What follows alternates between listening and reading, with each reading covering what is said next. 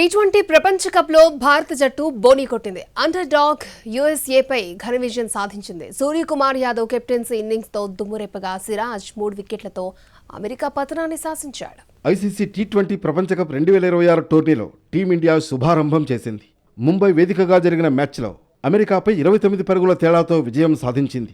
తొలుత బ్యాటింగ్ చేసిన భారత్ నిర్ణీత 20 ఓవర్లలో 9 వికెట్ల నష్టానికి 161 పరుగులు చేసింది. కెప్టెన్ సూర్యకుమార్ యాదవ్ 84 పరుగులతో దుమ్ము రేపాడు. ఆఖరి 2 ఓవర్లలో 3 సిక్స్లు 3 ఫోర్లు బాదాడు.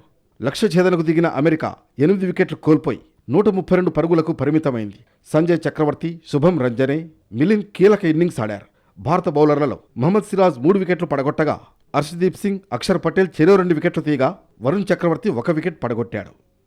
తొలుత బ్యాటింగ్కు దిగిన టీమిండియాకు అమెరికా దిమ్మ తిరిగే షాక్ ఇచ్చింది.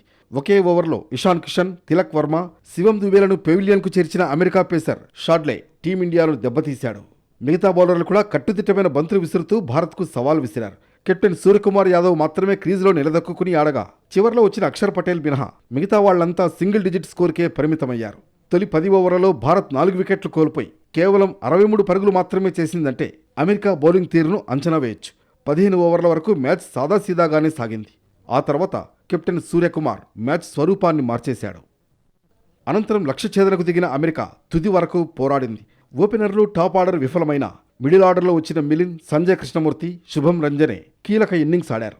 అయితే భారత బౌలర్లు సకాలంలో వికెట్లు పడగొట్టడం, మిగతా బ్యాటర్ల నుంచి సరైన ప్రదర్శన రాకపోవడంతో అమెరికాకు ఓటమి తప్పలేదు.